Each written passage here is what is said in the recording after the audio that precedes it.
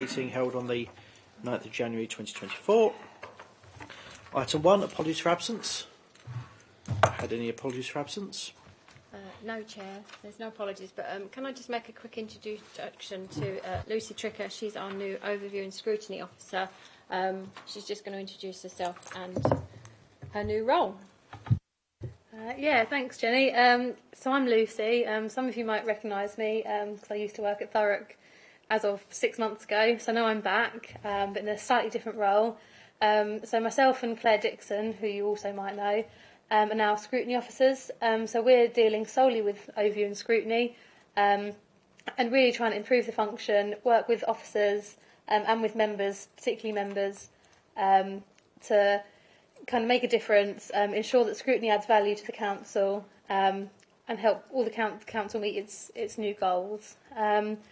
So I just want to say that I've open door policy. We've just started, so my diary is pretty much as empty as it's ever going to be. So if you want to have a meeting, I'm always around, Teams, in person. So just get in contact and we can start trying to make some changes. Yeah, thank you. Thanks, Lucy. Thank you, Lucy. Welcome back. Item 2, minutes from the meeting of November 21st. Any comments on the minutes? No. Councillor Spate? Yeah, my only comment is that it's in there about my concerns that were raised about the public-facing nature of this building prior to meetings, and I've just come through the front door where it's as dark as Hades. There's one guy at the other end of the room, and Joe Public is about as welcome as in a lift, and it's just not good enough. I don't know how many times we're going to say this, but this is the town hall. It is a public building. It should be open and welcoming to members of the public who wish to attend meetings. We're showing them that we don't want them in here, and it's disgraceful.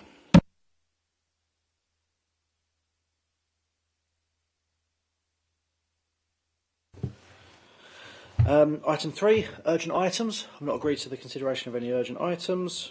Item 4, declarations. Councillor Spate? I would like to raise an urgent item, if I may. Of course. Just very briefly. Sorry, my apologies. I'd like to ask if it would be possible for a report to be brought to the next meeting about the state of the Garrison estate and the refitting of the windows there. It's causing an awful lot of problems. I know Councillor Green and Councillor Watson have raised this. There are a lot of residents who are very, very unhappy with the standard of work that's been carried out there. We're getting reports of damp and mould. Somebody's saying, for example, I've lived in this block of flats for 20 years, I've never had a problem. They've put new windows in, and now I've got lots of problems. I appreciate it. I don't expect anybody to come off the cuff tonight, but I think we owe it to those residents to look into what's gone on, because my fear here is we're going to have a replication of what happened on the South Grace Tower blocks, where a job has not been up to scratch. So I would like, Chair, with your indulgence, to ask if we could have a report brought to us as a matter of urgency. To clarify, that's the Garrison Perfleet, yeah? Yep. Evelina, could we have a briefing note prepared for us? Yes, we can. I would only just add it's an ongoing media inquiry as opposed to council inquiry. Ward councillors are being updated in their capacity as ward councillors. So I just wanted to make sure, as we sort of following scrutiny rules, that this is the distinction is drawn. But yes, but by within a month or whether it's February or March, we will have done the investigation that we've already started, as we normally do with things like that. So yeah, we can do a briefing note, not a problem. Sure. Yeah, we can also have, if we have the 3 ward councillors invited to along to that meeting as well. Councillor Redstone? Bear in mind that this is something that Councillor Spate has raised for the work programme. It's not really for a discussion, because as Councillor Spate said, we can't expect officers to answer. I just want to know why it's going to take till March to get it to us, because we'll go into Purda soon after March, and then it won't. I just want to know why it's taking so long, really, Evelina. I'm just going by the date of the next meeting. I said February or March, depending whether how the meetings go. So I just go by the date of the meeting. Nothing. Thank you. I agree. We can put that on, we can see it on the work plan for February. Well, depending on how tonight goes in terms of the work plan. Declarations of interest. Any declarations? Okay. Item 5. HMO licensing. Evelina, I'm assuming you're going to kick off as normal. That's right. Yeah, Thank you so much, Chair. I'll kick off and I'll hand over to Dalal. So this is a particular report asking for your views before we go to consultation. This will ultimately be a Cabinet's decision what we do. The question here is whether we extend and slightly change the terms of the additional licensing for HMOs. So it's got nothing to do with the mandatory. The mandatory stays as is. This is the sort of additional licensing that we are currently running in Thurrock. Those schemes are normally run by for a limited period of time, and we're coming up to the end of the 5-year period, and we really like to sort of hear your views on that. And obviously this is not a decision-making report, the particular one. We sort of wanting your comments before we start consultation with sort of wider residents, their landlords that operate in the borough, and anyone that is concerned by that. Thank you. So, Dalal, if you just give us a brief overview, because committee's already had this in a different guise once when we were talking about the mandatory side, so I'm sure lots of members have got ward-related questions. Sure. Okay, so in terms of the scheme, as Evelyn mentioned, does come to an end in May of this year. So it's run for 5 years. And the paper talks about the evidence that we're going to demonstrate the need to extend the scheme for another 5 years, covering the whole of the borough. The report identifies that the number of total HMOs that we've licensed over the 5 years being 220. Oh, sorry. So someone might want to tell Labour's shadow cabinet they can probably be heard on the audio. Every word, actually. Can we not go in and ask them to keep it down a little bit? I have already mentioned it prior to the meeting that we can hear them. They've got Ian Waking, they're doing a presentation, so... Yeah. Yeah, well, can they not shift in the chamber? I mean, it's up to them if they want their meeting to be possibly recorded. Oh, okay. Just trying to listen to Elle, and I've got in my back of my ear, I can hear every word they're saying, so I'm trying to listen. Yeah, it is. Absolutely. Sorry, Well, thank you. So in terms of the scheme, the additional mandatory licensing scheme, we've licensed over 220 HMOs over the last 5 years, generating income of around £433,000 over that 5-year period. That income is ring-fenced for the team, and that pays for salaries, IT, equipment and so on. In terms of the evidence that we've gathered over the last 5 years, we've been able to demonstrate the number of hazards removed, the number of households that we've improved. We've also seen an increase in enforcement actions that we've taken.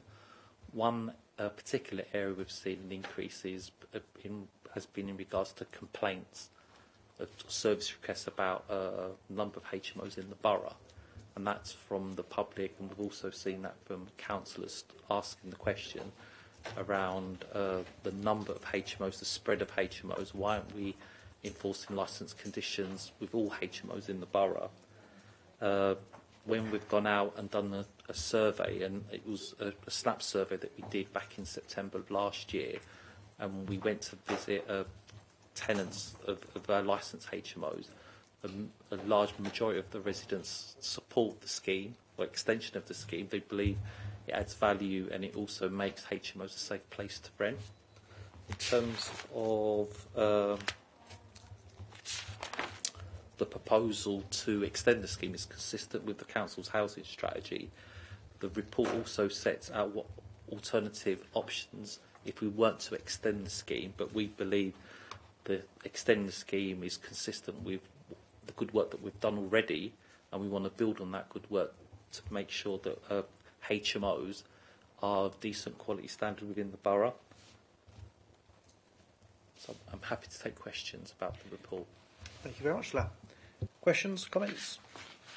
Councillor Edsel. Thank you, Chair.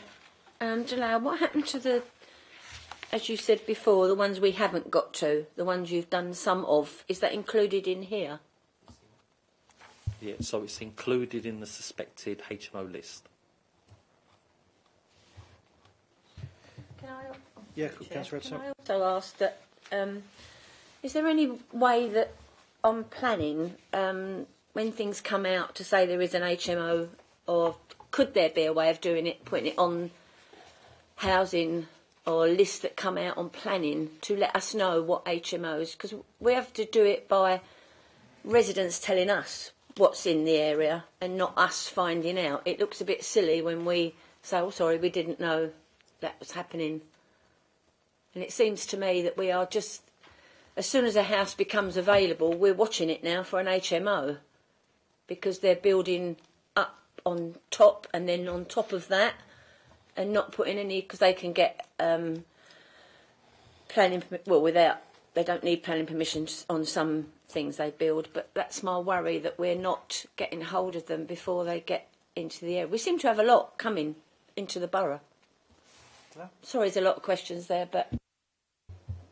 No, so in terms of this proposal, we've also produced a consultation document which will be part of our statutory consultation, and in that document I've written a section around planning enforcement data, and interestingly over the last 5 years I think there's probably been a total of 9 HMO plan applications. That's for 7 or more people, so the numbers are very, very small. What we have seen is the spread of the small HMOs. We haven't really seen large developments of large HMOs. What we have seen is the opposite, the smaller ones that have spread across the borough, and they're the ones that we want to regulate to make sure the better management and better housing conditions for the tenants who live in those properties. Does that mean we're not bothered with the bigger ones, or we are bothered with them? It just seems to me, I mean, in Chadwell, I remember a couple of years ago, we stopped 7 houses, all in situ, all together, all being going to be used for an HMO, and we stopped that because it would have meant that if there were 6 or 7 people in the house, that would have been whatever cars were being used. That was going to blight the whole street. So we stopped them. Is there any way we can keep an eye out on that? What our teams do, we monitor the spread of HMOs in terms of locations.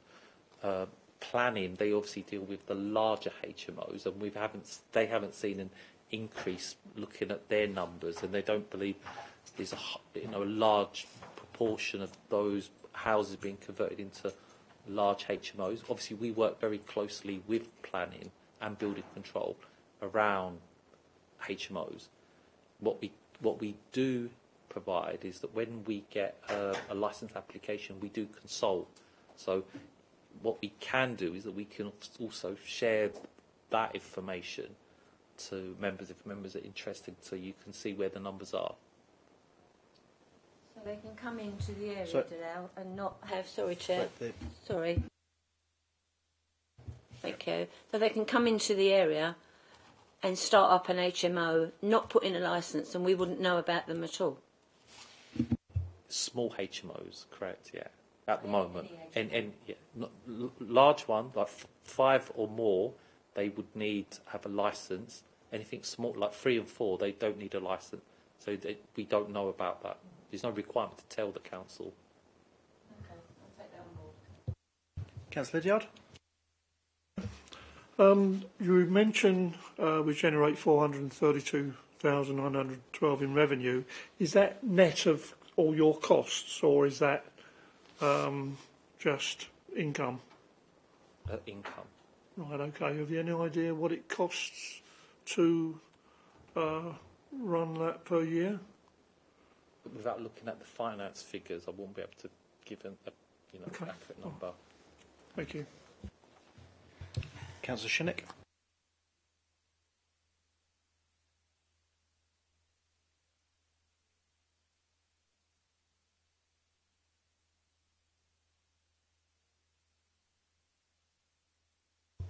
So the money from licence income as well as civil penalty funds is ring-fenced for the team. So where, for example, we take off salary costs, equipment costs, or any IT costs, any rollover of that money which is underspent, that's carried forward for the next year. Councillor Spate.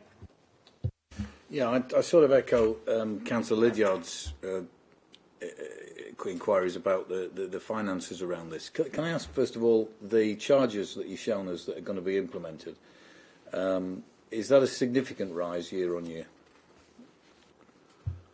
So in terms of the HMO fees and charges, for the previous years prior to the increase proposed for 24-25, the licence fees we've not really increased the licence fees. It's only this year 24-25 that the council retrospectively looked at where we haven't increased fees and charges to have increased the fees and charges to what they've been proposed for 24-25. When we've done a benchmarking exercise as part of that process for the fees for 24-25, our fees worked out in median average compared to our neighbouring boroughs in terms of the proposed HMO fee charges. Yeah, which doesn't really answer my question. So, for example, a renewable HMO licence, 5-year no changes, is £1,500 and 40 quid. What was that last year? Or this? What is that now, and what will it be in the coming financial year? Well, I know what it's going to be in the coming financial year. What's the increase? So, without looking at the previous years, the numbers have increased. I don't know the percentage. 5%, 10%. I don't know the percentage. I'm still switched on. With your indulgence, yeah. I mean, I also find it quite interesting. You've spoken. There's 500 odd properties across the borough that you've told us, for example, that they could be smaller than required, and yet the licence fees relate to the fact that an HMO 3-year licence is a fee for single tenancies and shared houses, 2 to 5 rooms. But yet we've just been told, as far as I can recall what was just said, that where there's only up to 3 and 4 people in a house, we don't have a licence. They don't need a licence. Well, if they don't need a licence, why do we have a charge for them? The methodology of that is struggling with. So, in terms of the additional licensing scheme, we only license certain parts of the borough. We don't license all 20 wards within the borough. So the fees are, if you're a small HMO within the additional licensing designated areas, that's where you pay the fee. If you're a small HMO and you're in the non-designated areas of the borough, then you wouldn't have to register. No need to license, and you don't pay a fee to the council. So that's the difference. Okay, well, it should be. I mean, coming on to that then. So, for example, in my ward, Stamford West, and the other the neighbouring wards, which include Councillor Holden's, for example, where there are lots of little green dots on that map, there doesn't appear to be that that they don't need a licence, and we're not going to be doing anything about it. But if you happen to be a green dot in Grays, you're going to have to pay. I mean, that seems incredibly unfair. So I think, first of all, we should be looking at why we have significant areas of the borough where we know there are HMOs, or we strongly suspect there are HMOs, but clearly we're not doing it. We've also put up, and I remember our previous conversation this, and quite rightly you made the point it was about staffing levels and whatever, but these are not inconsequential amounts of money that are coming in. And if you've got 500 properties and you're likely to get at least £1,000 from each of those properties, that is likely to cover at least one additional officer. I struggle to see a financial plan for how we're dealing with HMOs, how we're dealing with staffing, and how we're dealing with fairness. It just seems incredibly ad hoc at the moment to me. But I mean, I'm a newbie to all this, but it seems far more, looking at the different fees, 3-year fees, 5-year fees, single tenancies, shared houses, whatever. I appreciate there need to be rules, but it just seems incredibly complex, and I see potential to generate revenue by actually bringing more staff in. So by doing that, we not only improve the standard of housing in the borough, we ensure the safety of people who may be in HMOs. So to me, it makes common sense to be looking at this in a great deal more detail than we appear to be doing. I think, Councillor Spate, in a roundabout way, you've essentially just made our case. So There is mandatory licensing of HMOs. That doesn't change. This is only for the bigger HMOs, right? What we are looking at is the additional licensing scheme. The current additional licensing scheme comes to an end in this financial year, or this calendar year, but it also is only covering parts of the borough, not every single ward of the borough. So what we want to do is deal exactly with your point about fairness in covering the entire borough, and by introducing that additional licensing scheme, we want to look at those smaller properties, those 3 and 4 type of households in one property, TMOs, because the legislation does not give us the authority to do mandatory licensing on them. Mandatory licensing of HMOs is only for the larger properties, 5 people and more. So that's essentially why we're asking you to allow us to go with the additional licensing, first of all, and then to allow us to cover the entire borough. Obviously, we're asking for your opinions, and hopefully, once we've done consultation, the wider public will agree with it as well, and so will the landlords. And then the next step would be to then ask Cabinet to approve that, to cover absolutely every single ward of the borough and cover the smaller properties. That, I think, is what you were worried the most, Councillor Retzel, as the sort of 3-bedroom house comes up on the market. Is it going to be the next HMO? So if we don't have additional licensing and it only becomes home for 3 people without additional licensing, we would not be able to do anything with it. That's why we really are encouraging you to give us your support to allow us to extend that scheme. Thank you. Is it the same line of inquiry, Councillor Spate? Yeah, it is. Carry on. I mean, thank you for that, Alina. That's very helpful. And certainly you would count on, for what it matters, it certainly counts on my support then. If there is a plan, and I apologise if I was suggesting that there wasn't and there actually is, I would welcome that. But I also think that, again, everything we do in this authority at the moment, we have to look at the pounds, shillings and pence of what we do. I think in here, you've got a marketplace, if you like, that you can go out and, in all probability, you're going to get revenue from those people. Therefore, it shouldn't be beyond the compass of this authority to go out and recruit the appropriate staff that we need. So I hope that this doesn't fall because there's some obscure ruling somewhere from a commissioner or somebody who says that you can't appoint anybody. I think this is a cast iron case where we do go out, and the real benefit there is we protect residents and we improve the service offered by this council, which is exactly what we're here to do. So I support this. I totally get that point, Councillor Spate. So yes, as we, assuming everything is approved, we extend the scheme, we'll have a larger area of the borough. As soon as we see growth in the demand, which we absolutely will see growth in demand, then that kind of the number of cases will then make a business case for additional recruitment. We can't use that money to support, and I'm glad Mike is here, we can't use that money to support other bits of the council. It's always ring-fenced to its own activity, and these are the sort of the returns that we are also sort of always presenting as to where the money is going. So by definition, over time, the team is only set to grow because there will be a larger area and more kind of HMOs to cover, to visit, to license, to inspect, and all of that. Thank you. Thanks, everyone. Just to carry on with Councillor Spate's point, but perhaps in a slightly different direction from him. As he says, we are both members who represent the big suspected HMO areas. I think the housing team have done a really terrific job in generating very significant revenue and really getting in front of a problem that doesn't have a direct statutory resolution. So I think the housing team have done terrifically. The slight concern that I've got that has purely come up from casework in homesteads is that the revenue coming purely into the housing team does not meet what my typical complaints are from my constituents.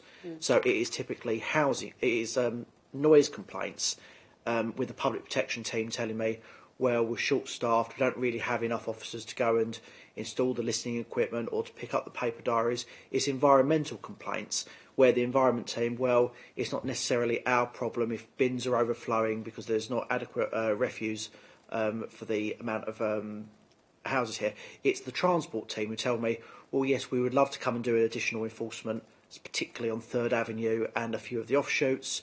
However, if we put down lineage, then we need enforcement officers. So as much as I applaud the efforts, the successful efforts of the Housing Department to bring money in through this track, what is being done to work with other departments to ensure that we see a composite uprating in that enforcement? Because by and large, from HMOs, I don't get many housing complaints. I get environmental complaints, I get noise complaints, and I get traffic complaints. And those departments, from what I gather from this paperwork, they do not see the proceeds of HMOs. So what is it we can do to square that circle? So in terms of, and it goes back to this question around licensed and unlicensed or unlicensable HMOs. If the property is licensed, then we issue, like in council tenants, we issue licence conditions. So where you have problems in a HMO which is licensed, we can enforce the licence condition. So issues around overflowing bins or problems with parking or noise complaints are dealt with by the central team, which is the HMO licensing team.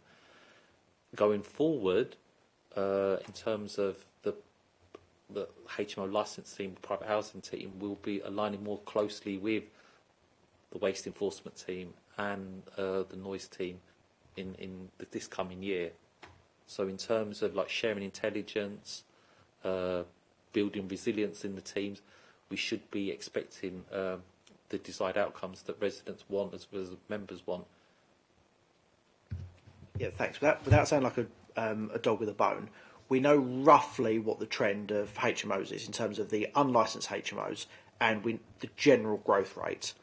So surely we're able to extrapolate how many complaints outside of the licence scheme we're expecting to increase year on year for parking, environmental offences, for noise offences, because that surely has got to be linked to the resourcing in some of these other departments. Because I'm assuming at the moment all of the revenue is purely pools within the housing department. So how are you tracking the growth of complaints for the unlicensed schemes? So at the moment we're doing that piece of work, which is part of the consultation document, where we're analysing complaints associated with licensed and unlicensed HMOs in relation to like noise complaints and accumulated waste. So once we've finished that piece of work, it should be the next couple of weeks, we'll be able to like project the numbers, but also we can, there's a wider conversation around like resources and where resources need to be going in terms of to be most effective to deal with certain types of problems. So how are you confident that you've got accurate complaint data? Because if I think about the last 3 bits of casework that I put in, I bet that they have not been logged as housing HMO issues, because why would they be? The complaints were about noise nuisance, 2 noise nuisance, 1 parking nuisance. I bet if I go through members' inquiries, they were logged in those individual silos and probably weren't attached to a housing issue. So how are you sure that you're seeing the complaint log accurately so those areas are getting the commensurate amount of enforcement increase that we need to see? Evelina. So I can take that. So they would be locked, say for example, that waste enforcement, they would be locked to waste enforcement. If during their investigation it transpired that this is an HMO or a suspected HMO, it would be then passed on to us as well to investigate. So this is how we would pick that up. That's the very kind of last question. On the point of principle, the way funding works, and I'm again very glad you're here, is that it is ring-fenced to HMOs that are either licensed, we can license them, or are suspected.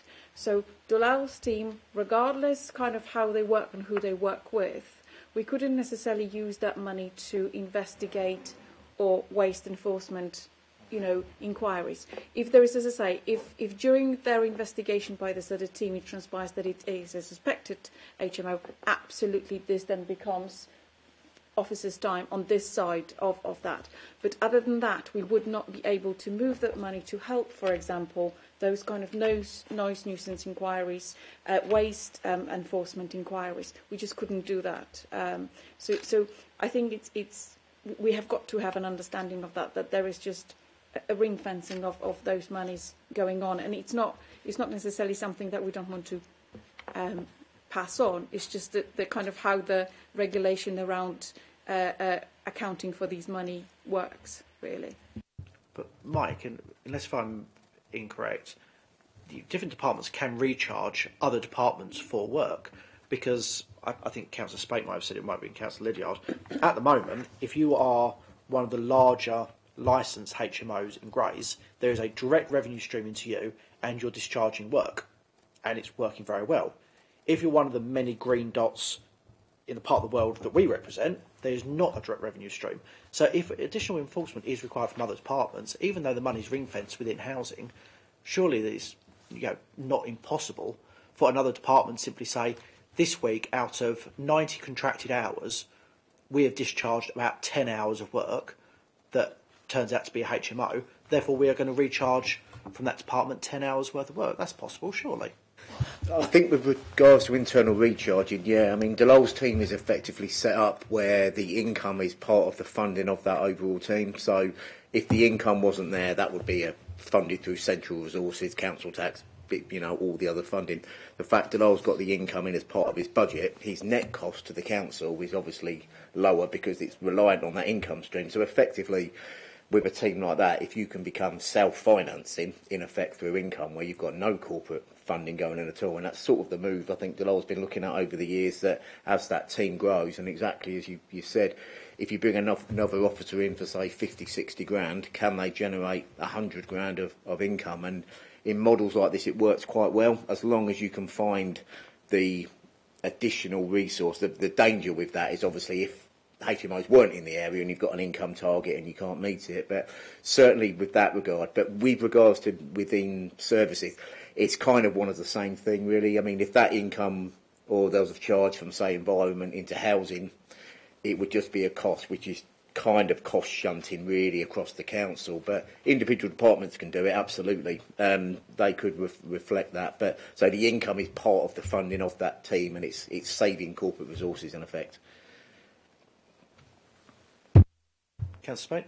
Yeah, just to absolutely endorse what Councillor Holden says. I mean, we're trying to improve the way we work, and there's been a great deal of comment about, and you summed it up as silo working, and this is an example where we can sort of really shine a light on this, and I think the suggestion that Councillor Holden came up with is a really good one, and should be embedded in the way we go forward. And I fully understand that you, Alina, talks and uses that word ring fence, but as long as it's work that is related to HMOs, and this is related to HMOs unequivocally, then I see no reason whatsoever why the system that James has just suggested and which Mike just said is, can be done, is actually implemented, because it makes absolute common sense. Councillor Redhill, sorry, were you indicating as well? Yeah, I've got 3 questions actually. I think we were behind you, really. We wanted you to have another person so you could do all this work. I really want to know what we're doing to restrict HMOs, or are we wanting HMOs in the area because they bring some money in? That's my real concern, that we're using them now as a money stream now. And my other worry is that HMOs coming into the area don't have to let anybody know they're doing it, and that's my worry. It's councillors who hear about them, and then hear about them from the neighbours and what's happening. They don't have to let you know that they are running an HMO. As Evelina just said, they can come in and buy property in the area and then open it as an HMO. That they don't have to let you know. Okay, Councillor Red. So, in terms of mandatory and additional licensing, if the scheme is extended and spread across the whole of the borough, then landlords or property owners would have to tell us that they're operating in the borough, so we would have that register, and then they would have to follow our regulations in terms of amenity standards and make sure they have the right tenancy management arrangements in place to manage the tenants who are in their properties. So that so if we have that scheme, that will solve that problem, because we would know who they are, where they are, and if there are problems, who to contact. In terms of HMOs and the demand of HMOs, that's probably a more bigger question in terms of the growth of the population. We've seen the number of new council properties being built not reaching the target that's needed, looking at the number of people on our waiting list, people living longer. Maybe 10, 20 years ago, people were in the private rented sector for a shorter period. Now you've got families living in, and single people in private rented sector for more than 10 years until they can find an alternative. That could be owner occupation, or that could be a council property or housing association property. So the additional mandatory licence scheme doesn't control the numbers of HMOs. It just makes them better regulated, so that if there's that need for that type of housing in your borough, we can regulate them better, so that we don't have people living in poor substandard accommodation. And if there are problems, there are licence conditions that we can enforce to put things right. Thanks for that. I mean, you've got families coming together now, haven't you? You've got two families joining up together. Does that become an HMO? Not if they're related. Yeah. They've got to be not related. Yeah. Okay. Councillor Shinnick. My question is, we have housing officers, going round. Don't they ever pick up on any of the HMOs or anything like that?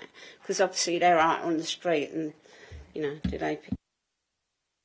So internally, obviously we obviously raise the profile of the team to social workers, to the tenancy management officers, and to the LAT. So where there are HMOs and they're unknown to us and they're causing a problem, then they do get referred back to the team to go out and inspect and make sure that they are licensed. And if there are any problems associated with the properties, we pick them up. Thank you. Councillor Judd. Yes, thanks for that, Chair. I mean, just a comment really, I'm in favour of HMOs. A number of single people looking for accommodation in my area is significant. It's every week. They're looking, and there aren't enough HMOs around. Thank you. Councillor Pearce. Thank you, Chair. I agree with Councillor Lydiard. I was looking at page 27, 10.2. I mean, there seems to be, like you say, an increase in the population for one-bedroom places. Is this could be with death, where a partner's lost a person and they're in a three-bedroom house and want to get out into just a one-bedroom, and because sons or daughters want to get out from the family home, away from mum and dad, or is it, because of divorce people, So how can we cope with all that? Thanks. I can take that. It's a really good question, and thank you for that. There is an absolute need in Thurrock for every type of accommodation, every size, every sort of type of tenure as well. And we absolutely come across more and more sort of one-person households, which is why the sort of, I think what Dalal is trying to say, HMOs, at least we can manage them. We can sort of hopefully, with your support, we can have them better regulated. But we absolutely need them. They fill a important need in our kind of whole of the kind of housing waiting list. So I think, if I may, Councillor Retzel, I think we're having those debates sort of, we've had them before, and I think it's the sort of, the legislation allows for HMOs to be set up. The planning rules are relatively straightforward. The registration is really just that, registration and licensing. but overall, it's for anyone willing, it's fairly easy to do that and deliver. So it's probably that wider kind of almost like a lobbying, matter in order to sway that, because at the moment it's fairly easy to become a set-up TMO. Right, thank you. I think that's exhausted questioning. I'm exhausted. I think that was a really good and useful session. Recommendations 1.1 to 1.3 are simply to comment. I suppose if we were to sum up the mood of the meeting, I think committee is in favour of what officers are recommending, but I think committee have got concerns that we need to further flush out what enforcement looks like across the unlicensed properties, certainly across different departments. Does that sound relatively accurate in terms of the feelings of the meeting? Wonderful. Thank you very much. Is that all right, Jenny? Thank you. Okay, so we'll move on to HRI charging, wherever it is. Yep, item 7, rent setting. Sorry, Councillor Spate. May I ask, it'll be no surprise to you to know that I'm still quite concerned about item 6, which you, Alina, did suggest that she could provide a broader verbal update to this committee meeting. I am really concerned about the situation with DLUC and the Treasury and the HRA funding and right to buy money and whatever, and I see the vultures in shape of commissioners and other people, circling high above us, and I do not want it to be something that goes unnoticed, unchecked and unquestioned. With your indulgence, if you, Alina, has a briefing, I think members would benefit from that. But it's your indulgence, Chair. Evelina, are you comfortable doing that, or would you rather wait until February? Because I think we did reschedule for February, didn't we? Or was that a hazy recollection of mine? It's one of the ones that is a potential. So I can provide that verbal update. I think it's useful for the committee because obviously it's been listed, it's been on the work programme. So essentially, the right to buy receipts update, and obviously FI is part and parcel of how we've actually invested the right to buy receipts, is all subject to that ongoing conversation with the Treasury and with the commissioners around us being able to actually spend the right to buy receipts and invest them further. So the reason why this report is brought is that we are simply unable to give you a kind of an update because we simply don't know what is the sort of Treasury's decision going to be. At the moment, as you all know, Council in situations as ours, we are unable to borrow, and that includes HRA as well. What that then means is that in order to deliver a new scheme or buy properties using right to buy receipts, you can only use, in terms of the value of the property or the value of the building of the new unit, you can only use 40% of that value, put your right to buy receipts towards it. Now, in order to put the 40% right to buy receipts for it, you need to borrow the remaining 60% because there is no other kind of way of funding in housing revenue account, and there is no other mechanism. So in order to be able to then borrow that 60%, we have got to have that special case and special permission. That case has been made to the Treasury. It's a process. It's never just a question and they give you an answer. Those conversations have been going on for quite a few weeks, and there was one culminating one where I myself presented or co-presented a report on that. We're essentially asking the Treasury to allow us to borrow and certain relaxations around right to buy receipts as well. So perhaps we can we don't have to return them, or perhaps we've got some more time to use them. This is being now debated by DLAC and Treasury, and we're really waiting to hear. And it's only that will really allow us to give you a report as to what we are going to do with the sort of right to buy monies going forward. Then the FI element, which is the sort of the extra sort of meeting that we've had, absolutely we can then reflect on how we sort of spend the right to buy receipts that we've had. towards 5. There was a report probably now 18 months ago, 2 years ago, I don't remember correctly. So, we are absolutely due to give you an update because obviously since then, most of the properties that were in the pipeline then will, have now been completed and concluded. So we will be in a position, hopefully, to give you an update as to what we're doing with the right to buy receipts, are we allowed to borrow, and what does the sort of proposal look like going forward. Lastly, what I would add that for the savings in the next financial year, one of the business cases is to indeed purchase another 20 properties and to use right to buy receipts for it. But again, that is part and parcel of the same conversation. Are we going to be able to borrow the money to then fund the sort of 60% value of that? So we are hoping to hear something. I think the initial indication was the middle of this month, and myself, those above me, really are pushing for some clarity, because obviously then it impacts our rent setting, it impacts our HRA business case, HRA business plan. So it's all kind of part and parcel of the sort of decision making for setting our budgets and all of that. So we are really pushing for clarity, and Chief Financial Officer, I think, is doing a sterling job to get that thing moving with the Treasury. So this report will come to you, but it's just part and parcel of that discussion, which is outside of our control. Thank you, Elena, for, as usual, a very good explanation of where we stand. The one thing that you're unable to clarify, and I suspect is the elephant in the room.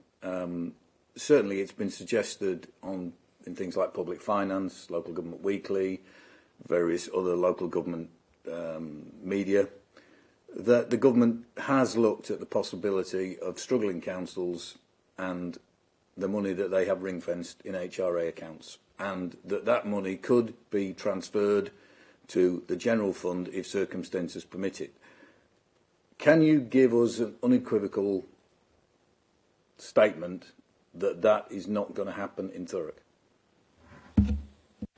It cannot happen. Is illegal, and I think is it Nottingham that had that exact problem the other way around. During their investigation, it was found that actually HRA was in fact subsidising general fund to the extent that it's unlawful and not right. Yeah, and it needed to be reversed. As you know, part of the intervention, the initial directions, was to review HRA, and that review took place. There is no such sort of anomaly going on. There is absolutely going to need to be some work, because obviously those three charges are reviewable, and it's absolutely time to have them reviewed. But it's not. It is not going to happen. I appreciate that. I think that was useful, and I appreciate you answering off the cuff, Evelina. When the full update does come, obviously committee would like it in a formal report form. I'm happy with a quick oral update just to explain where we are, but when it comes to formal sessions at committee, probably wonderful. Thank you. Right, item 7. Evelina, are you giving a précis, or is Mike just diving straight in? Mike is diving straight in. Dive, Mike. Thank you, Chair. So this is the annual HRA rent budget setting and service charges report. So I won't go through all of this in detail because there's quite a lot to it, but I'll sort of point to the most sort of pertinent and relevant sections of it. So the recommendation is that we go with a 7.7% rent increase, and just in terms of the methodology, the policy sort of stayed in line with the government's 2018 policy was that councils can set rents up to a maximum of CPI plus 1%. So the CPI is the September prevailing rate, so this would have been the rate in September 2023, which was 6.7%, plus the 1% is what gets us to the 7.7. We've just had it confirmed literally within the last week that there's not going to be a cap on this this year. Last year, when CPI was running about 10.1%, the rent got limited to 7.7%. That's not the case this year, so 7.7% is what we can do, and that's been confirmed. That is the recommendation in the report. This report will go on to Cabinet, I think, on the 22nd of February, so the recommendation will be largely the same. So for here, they're for comment and discussion. I will sort of go through this fairly quickly and just kind of point to the main parts which relate to the recommendations and the discussion points. So table 1 on page 47. This is a very sort of brief snapshot of the HRA in its entirety. So there's kind of 5 distinct areas there: the rent and income, finance and recharges, operational services, repairs and maintenance, and development. So they're the 5 key component areas of the HRA. What we're seeing with the suggested recommended rent increase, we would generate about £4.9 million of additional income. But obviously with this, a lot of that is already committed in inflation and other costs. So effectively, we're saying we've got a £4.9 million additional income coming in. 1.6 million of that immediately is inflation, both through staffing costs, contract costs, repairs and maintenance.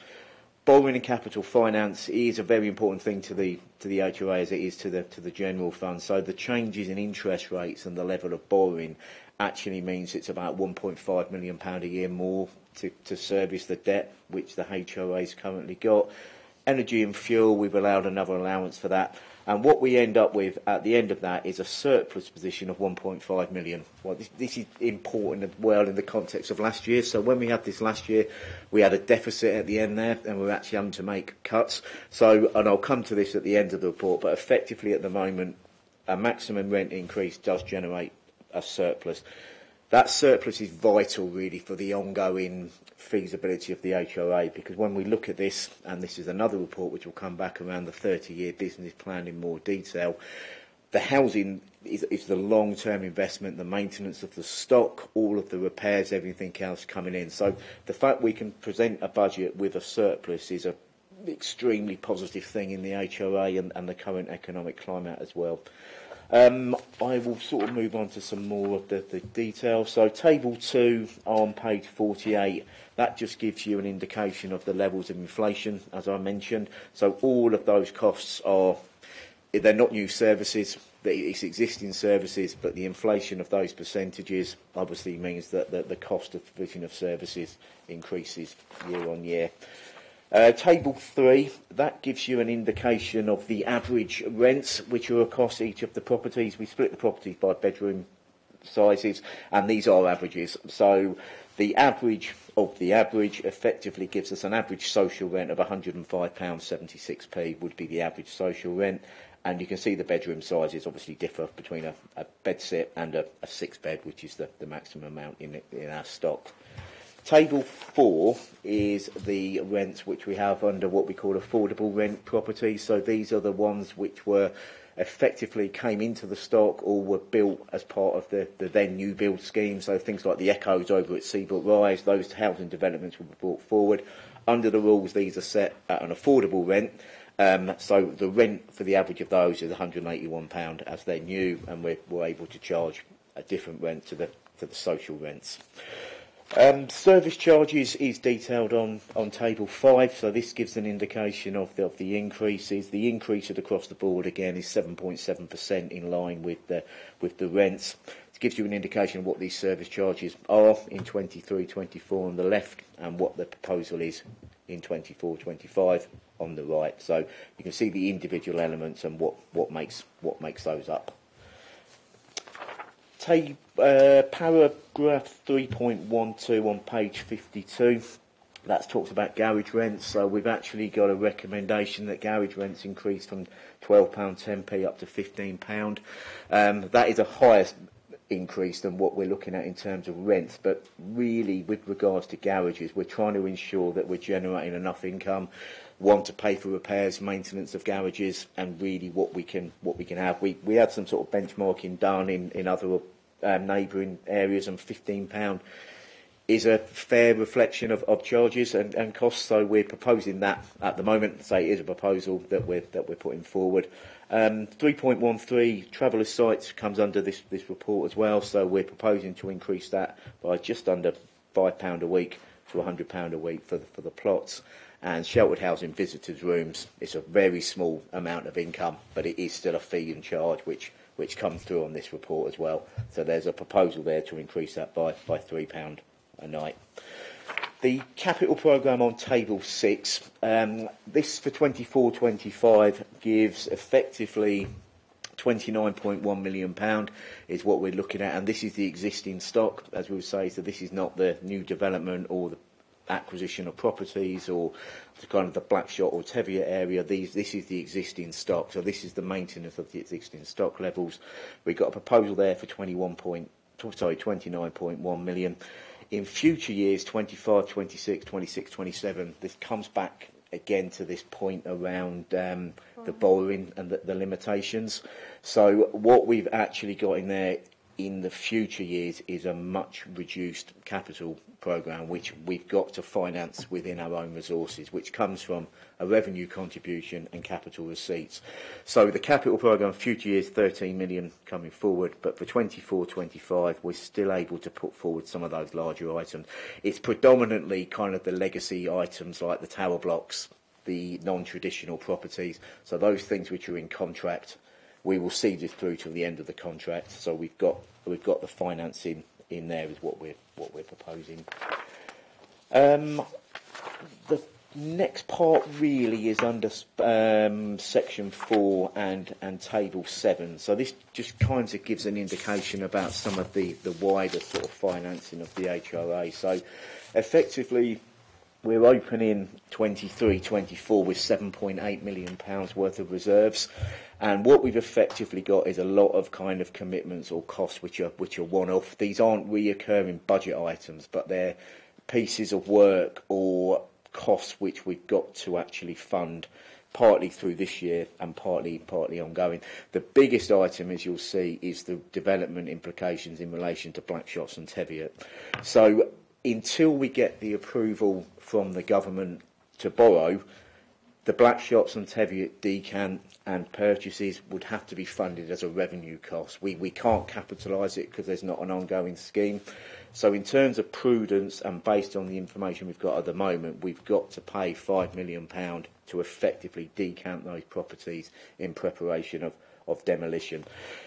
If the situation changes with regards to borrowing and what this could potentially open up, we could then retrospectively capitalise this as part of that wider scheme. So it's a bit like why this DLUC conversation is so important, because it's not just about kind of, right to buys, it's about that wider ability. So we're really making that case to government about we've got tower blocks which we need to demolish or decant, but without the ability to borrow, it puts us in a difficult position to be able to do it. But we've made the commitment with those, so that is coming from there. The surplus funding, as I mentioned earlier, what that effectively do, that will go back into the reserve position. So at the moment, the reserves would drop from 7.8 to about 1.9.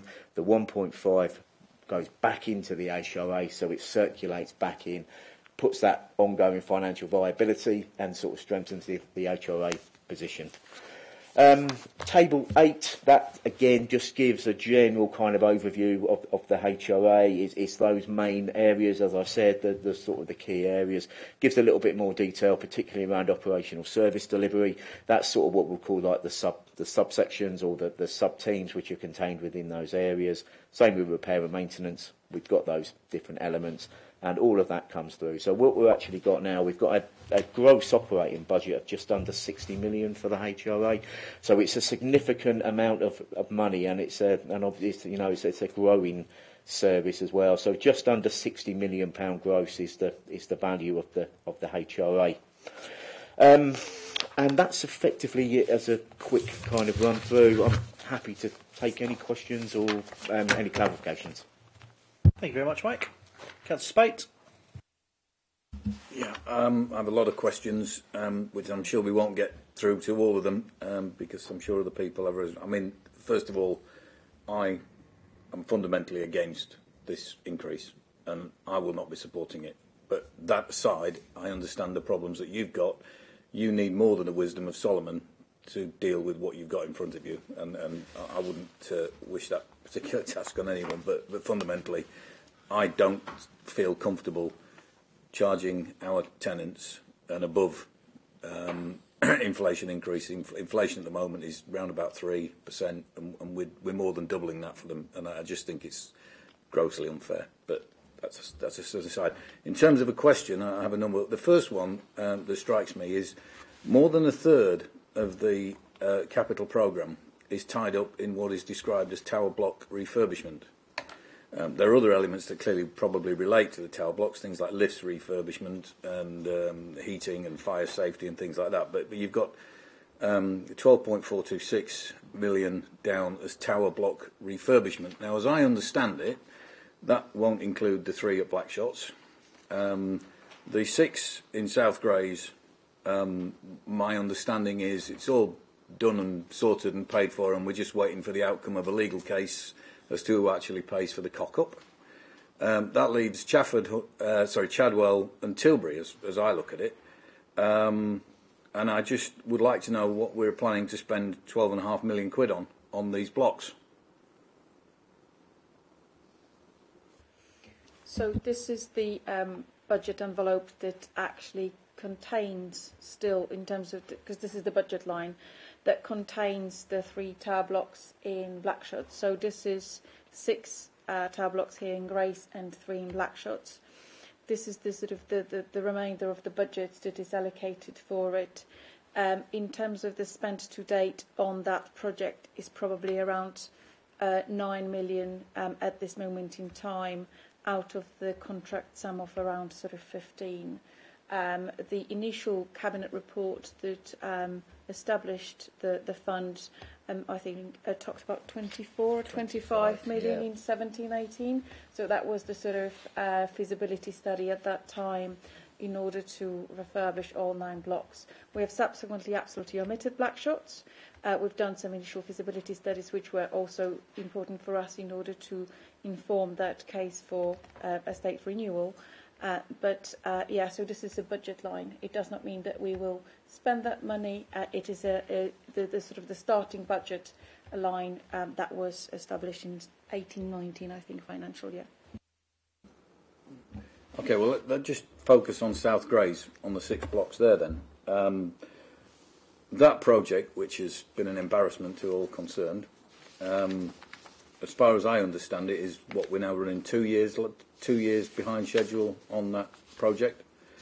That is entirely down to the mistakes that were made and which I believe are being laid by the council at the door of Axis. And indeed, I've been told that there is litigation in place and it's done. So I don't understand how something that if this money, big chunk of this money, is for the blocks in South Grays, that should have been ring-fenced and put on one side for the scheduled completion of the project. So that money should have been banked 2 years ago, before the project was finished. So why are we now still banking money for something that we should have put the money aside for 2 to 3 years ago? Or am I just being incredibly simplistic? I cannot possibly comment on the ongoing legal dispute, but this is the setting of a budget. So this is a continuation of the capital works budget, and that's how kind of budget setting is done. Yeah, I mean the capital programme, it's the total financing. So that legacy money, or banked, as you say, it comes forward every single year. So every single year you've got that commitment or that need to spend. It will always appear as a budget. So you don't set the budget, not spend it, and then that budget's gone. Every year you put forward the ongoing. Okay, I am being incredibly simplistic then. Had the work at the 6 blocks in South Grays been completed on time, on schedule and to budget, wouldn't be on this figure here, would it? If it had been paid and spent, then that would have gone, and what was left from the original budget. It wouldn't be here. So why is it here? I don't understand. I'm sorry, because the council has said that we've completed this work. We've got the problem with the refitting of the windows, etc., etc. That's not our fault. We're not paying for it. We've got poor folk living in there in a state that's still a mess, with all the scaffolding costing us an arm and a leg every blooming day. for something that's clearly not our fault. And as I say, I just go back to the fact that as somebody who has a business, you set a business up, you set a project, you talk about capitalising it, you write it off over a number of years to the conclusion of the project, when the project should have concluded, as far as this council was concerned, 2 years ago. So I just can't get my head around why it's still there. But thank you for your answer. I'm not going to beleaguer the point. I'm sure other people have got a lot of questions, but I find that very bizarre. Councillor Lydiard. Thanks, Chair. I notice on page 47, operational services are nearly 15 million, and that makes me feel a little bit uncomfortable. I've had a look at how that's sort of broken down, and further down on page 57, management and strategy, 4.5 million. And that sort of makes me question whether, how do we compare with other local authorities in terms of our management and strategy costs? Have we gone ahead with any best value investigations to see if we can trim the costs from that? So yes, that's what's making me feel a little bit uncomfortable about agreeing with the overall increase in rents. Thanks, Chair. Mike? Yeah, so as further management and strategy, there's a lot of generic terms in the HRA, and they do sort of use this. So management and strategy is basically everything which isn't one of those other listed services. So there's a lot of core functionality within there. So it's a wide range, I can give a further breakdown of that, sort of down to a more sort of subjective level, if you would like. It's not going to be all staffing costs. The name sort of suggests that it is, but there's other things, all the IT overhead costs, all of the operational management would be in there as well. So I can certainly provide a further clarification of it. Obviously, there's a lot behind it, and it would be a big table, but I can certainly provide that information. With regards to benchmarking, then I'd say no. We generally probably haven't benchmarked this against other local authorities. It's quite a subjective thing to do because it's all kind of really dependent on the number of units that you've got and sort of internal fight. It's quite difficult to find a sort of a true comparator, really. You can sort of go to sort of neighbouring authorities, but again, it depends on the age of stock, the condition of the stock. All of those things will sort of play into it. So you'll get quite a subjective analysis. I don't think many authorities do benchmark HRA costs against others. It's quite a difficult thing to do. Yeah, I mean, we can certainly provide some more clarification information into it, though. If I may, Chair, just one extra one. I do understand that there's quite a large overhead cost for IT or your senior management team and all that. Do you have a figure of what that might be? Yeah, I mean, I can provide you. I can break this down to the absolute, what is specifically spent on, right down to a granular level. So I can certainly provide that. But yeah, we would know exactly to what that level would be.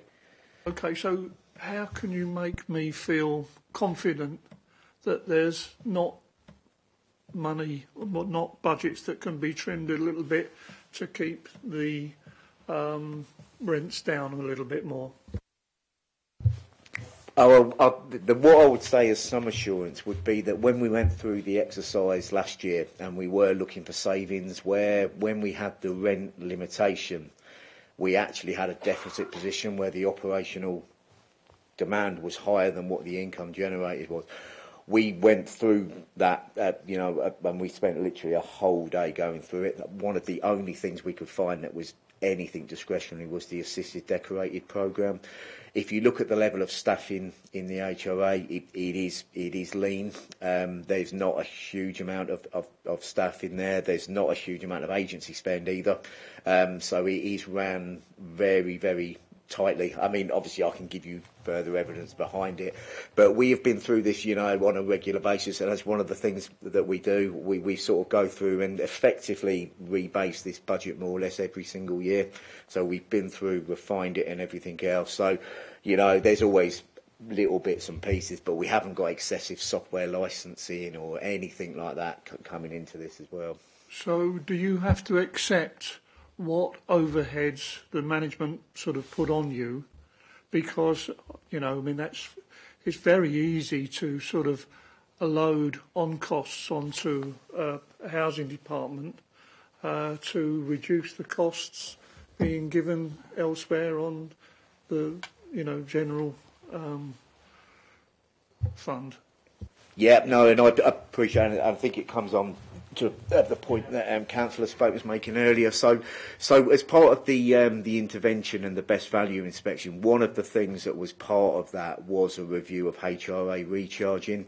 As Evelina mentioned, there were other authorities that were looked at, and they were excessive, and it is, you know, it's illegal in terms of what you can do, and that's why the ring fencing is there. So we have had that review conducted by SIPFA now.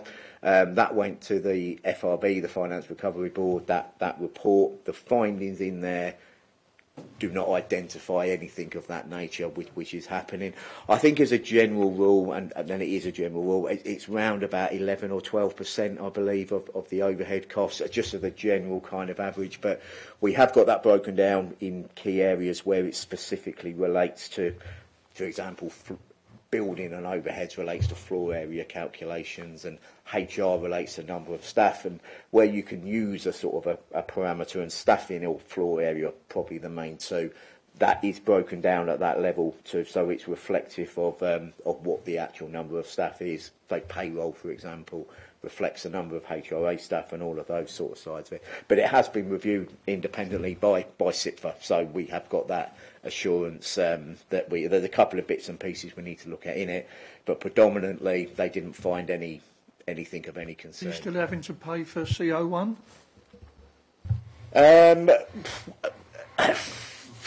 So I mean, the operational side of it would be, yeah, I mean, there would still be a sort of a general sort of overhead within there as well. So as part of the overall council's, property, there would be a cost of, I'm guessing, not fully mothballed, but certainly some indirect costs coming through on it. Thanks, Chair. Councillor Edsel. Thank you, Chair. As Councillor Spate and Councillor Liddell have asked a couple of mine, that gets a couple out of the way. I can't not ask about black shots, can I? Because it wouldn't be right, really, would it? No, it wouldn't be a meeting, would it? I just really wanted. Good that you're going to give Steve a breakdown. Could we all on housing have that? I think. I think I was just talking to Evelina. There's another report scheduled which has got a sort of just a general HRA comment on it. I think if you remember a couple of years ago, what I brought was a report which was precisely that. It wasn't talking about rents or capital. It was more about the functionality of the HRA and what services are provided and all of that. I think what I'll do is I'll encompass it all into that report and give you a much more detailed analysis of what all the services do and what they cost, because it would just pad this out into a massive report. Yeah, we don't want that. But that one certainly would be the point of that, and we can touch on them, just the wider functionality of what it's spent, what it does, and I think we can do that there and bring that to the... I just wanted to really... on page 56, it's got independent tenant and leasehold advisor. Is that the two people that we are using to keep an eye on people in the flats? Is that the... one of those? I don't want it to be a silly question, but it's the external company. That's what I mean. The two ladies that go around and there's definitely a man, John. Oh right, I didn't know about him. But yeah, so it's the independent advisor, because obviously we are asking people to move and leave their homes permanently. So there's got to be a level of independence from the council to give advice and guide them through that process. Yeah. Just to say, Evelina, that they've been good. You know, it's all excellent. What's coming back to me is really good. The other question I have was about garages, rents, and I don't get complaints. I don't get complaints about garages, really don't. But since it's come up on here, I get it now. But I did have a lady complain to me, £172 for a rent for a flat now. It's obviously, I would imagine, a private one. I wouldn't think it's with the council. It's not a council house. So I would imagine she's either bought that in with whatever. It's not a council house. So if we was doing something to the flats, Evelina, if we was tidying up the wood and everything round it, I could understand that going up, but we're not. You know, I know we've got some coming down. We've got some that are in a bad state of repair still, and roofs, and we're still not doing them. But what I want to see is some of that, whatever is being taken for those rents, is being put back in to the garages. Right, so if you come back on me on that. On page 48, the utilities increase is 20%. What is that on? What does that cover? It's effectively, it's going to be kind of all of the communal kind of electric charges. So it's effectively all of that, yeah. So anything which has got a power-related cost within the HOA, so communal lighting, lifts, all of those kind of things. We've put that in probably in terms of the problem with it is the increase which has gone forward. It's then gone down, but we're under, you know, the information says it's going to go back up again in April, so it's quite a bit of an up and down one with energy costs. So we've kind of put that 20% in just to sort of cover it really, rather than have a deficit. But we'll monitor that closely. I think it's always a difficult one to project with energy costs, but it is those collective communal power costs across the HOA. That because the Blackshots lifts are not working at the moment, so whether it's for other reasons they're not working, but if someone's got to get from, you know, the 12th floor down with children, it's a bit, you know, it's a bit much. So I think if we can follow that up, I would ask that we have a look at that. Just one other thing is the service charges that we're charging. Can we make sure that we're not sending the service charges out to people who don't need to pay for it? Because that's what happened last year when we sent out a service charge to people who didn't need it, thinking they were communal flats, and they're not. So I think that we've got to get that right, because people were getting bills for something they didn't need to have a bill for. So if we can just look at that, especially in Jesmond Road, Springfield Road, there's 2-storey flats, and none of them are communal. They're all separate flats. Okay. Thank you, Councillor Ridsdale. Thanks, Mike. Mike, very quick one from me. I'm pleased the 1.5 million surplus is going into reserves. 1.5 million in the whole realm of things isn't a huge amount of money. Can you just reassure me regarding the extent to which people's reserves are going to be really sat on?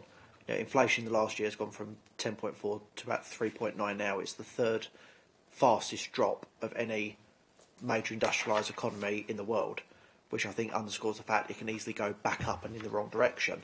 And I think there are a number of public entities that have made slightly alarming comments regarding, you know, the inflationary tiger being tamed, and we can now afford to be a little bit more lax on certain elements of fiscal discipline. So can you just reassure me regarding, not just in housing but across the authority, that reserves are going to be treated like that bulwark behind us, and we're not going to start to take a mentality of, well, inflation is really going in the right direction now, and this is now the confirmed direction of travel? Sure, yeah. So with regards to how this directly affects the HRA, it's kind of useful the fact that it is the September prevailing rate which is used. It just in terms of the fact that it does allow, because I think with the inflation and that September rate, because there's obviously that legacy of what carried on till the end of the year, which is now declining. So it allows us to get to that. The two biggest things which are really influenced by inflation is this pay award and the external repairs or external contracts, which is predominantly the big contracts. So I know Evelyn has been having negotiations with Mears as the provider as to those levels, and pay is obviously at the, you know, where we're going to be with pay. I think for the purpose of this, we budgeted around 4%, but again, it's quite. We're not really clear at the moment as to what's coming forward.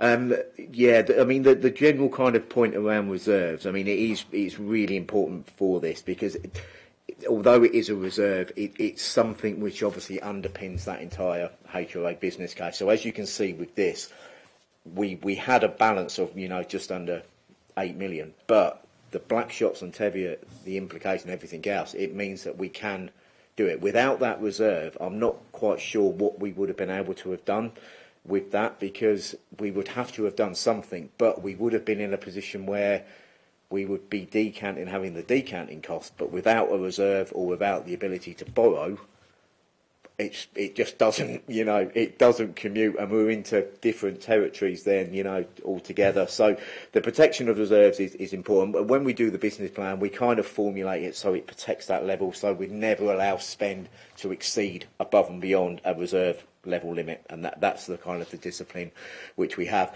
I think similar to the general fund, I mean, as you say, we've had the £11 million reserve within that. That is not being touched or taken into consideration of anything further. That is that, that's sort of safety net or the underpinning level of reserves and everything else. So predominantly in the general fund now, I mean, a lot of the reserves are either kind of ring-fenced grants or carry forward amounts of money. There's not that, the members' wish list days and the days back then when we had those more usable reserves that we had discretion.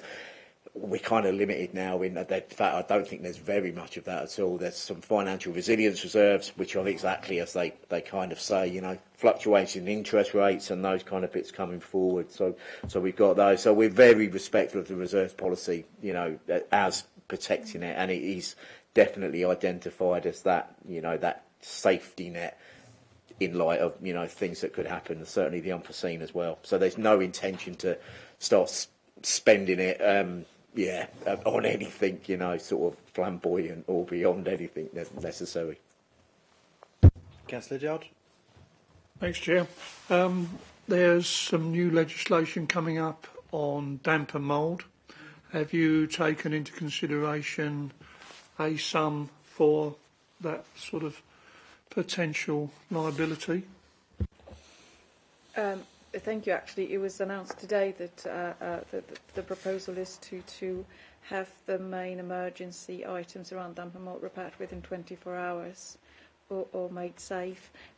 So the answer is yes. So the way the main contract is set out is that it allows for that fluctuation in the essentially line of work, and sort of obviously the writing was on the wall, so the most kind of contractors out there are already sort of working to it. You might not be aware, but over the course of the previous, I think, financial year, we've actually changed the timescales for attending to damp and mould, for example, issues. We moved it from 20 days to 5 days. So this is going to be now moved sort of once it becomes law to even shorter period. Obviously, this is not to say to repair the whole affected property, but it's to absolutely safeguard a residence, make good, and attend to it as soon as possible. Yeah, I found personally in Tilbury that there's quite a lot of damp and mould issues, and one in particular that I've been dealing with your senior staff with. They've got water running down the walls, and there doesn't seem to be any resolution for it. Or should we put an air brick in? Shall we do something with the roof? Shall we take all the cladding off the bricks? It's major stuff, and it's like 10 grand a house or whatever. And I see that's being delayed. Where the blockage is, I don't know, but if this legislation comes in, there's going to be a huge sort of bit of pressure on yourselves to fix it, and I wonder whether we need to include this in with our work plans. I think if I may respond, damp and mould, as you know, has almost become a standing item every year. So I don't think this is going to change. I think it's absolutely right to have that focus I think secondly, what I would say, it's definitely difficult out there in terms of the overall asset management, because as you improve windows, you've add cladding, the kind of the original structure of the fabric changes, and it really then needs that sort of adjustment of everything else around it to kind of function as intended. There's a big kind of challenge for everyone in housing, or every sort of homeowner or a landlord to really kind of get that retrofit going, because obviously the properties that we've got will stay with us for the next 50 to 100 years. 80% that is already in existence will be there still. So and obviously when the properties were designed, not necessarily to the standard that or nobody had been planning for so long. So there's huge challenge. The whole retrofit. As part of the new contract, one of the first things we're going to be doing is commissioning a sort of a sustainability and sort of retrofit survey of the entire stock, because obviously we're doing retrofit on like the non-traditional contract that we've got with Wade's on particular properties. We're obviously upgrading the Grace Towers, we've upgraded the Chadwell Towers. There's still work to be done, but that's still dealing with individual properties. There's been a lot of work done in Broadway Estate, and we're hoping to do some more work on the Flowers Estate as well, but it's still not the entire stock, so it's quite challenging. Councillor Pearce. Thank you, Chair. It concerns me with this price rise of the rents. I think it's a little bit over the top, like Councillor Spate did say. But what with council tax going up and everything else, it's just hit, well, the cost of living overall. So that really concerns me, because it seems pretty unfair. But the money that you make, does that mean like the Teviot relocation and all that might not happen, or that money? It's so worrying at the moment. I'm sorry. It's kind of the opposite, actually. I mean, the increase in the rents, it kind of is to ensure we can do the Teviots and the Black Shots, because as you can kind of see, the way we're having to finance that at the moment is through the reserves. So what it would put us in is in a very precarious position if we don't increase the rent to the maximum, because we are trying to do that, and obviously that's a significant sum of money, just over 5 million, but the decision was made that those properties are no longer fit for purpose or habitable, so we're having to take the big kind of hit, but it is for that wider benefit, and unfortunately the only source of income coming through is rent, service charge and a few other bits and pieces, really. There isn't any government grants or external funding for any of this, so it is all just self-financed, unfortunately, through the direct income that we come in. I mean, what I would say, we've still got rents way below the kind of the benefit caps or anything like that, so we're not exceeding anything above, putting people who would otherwise be on benefit then in excess of that, so we're still way within those kind of limitations. But yeah, no, I appreciate, the in conjunction of everything else, but it is essentially necessary, I would say, as an officer, and a recommendation of doing this to increase those rents to the maximum point. No, I do understand. Councillor Ritzel. Thanks, Chair. Just going back on Steve's thing about the mould, we seem to be giving people these dehumidifiers and everything else just to keep going. That is a cost to the flats, which is making their electric more and everything else. I know of some landlords who've given out the little, I don't know what you call them, but they're little beads inside that hold the moisture. Is there nothing we can do just for now, just to either get some of those out? Because they don't cost anything, and they're used on boats and everywhere just to stop. Is it something we can look at that is not going to cost the resident more money? Because obviously they can't afford to keep using the dehumidifiers, because is it a little something we could use? I know some landlords that have ordered them by the boxful and then just given them out to their residents, which is they can put one in each room on the ledge, which catches the water or whatever. It's something we can look at, Yeah, absolutely. Yeah, Thank we you. can look at, we scout those things. Yeah. Councillor Spate. Yeah, can I just seek a couple of bits of clarification on the capital programme?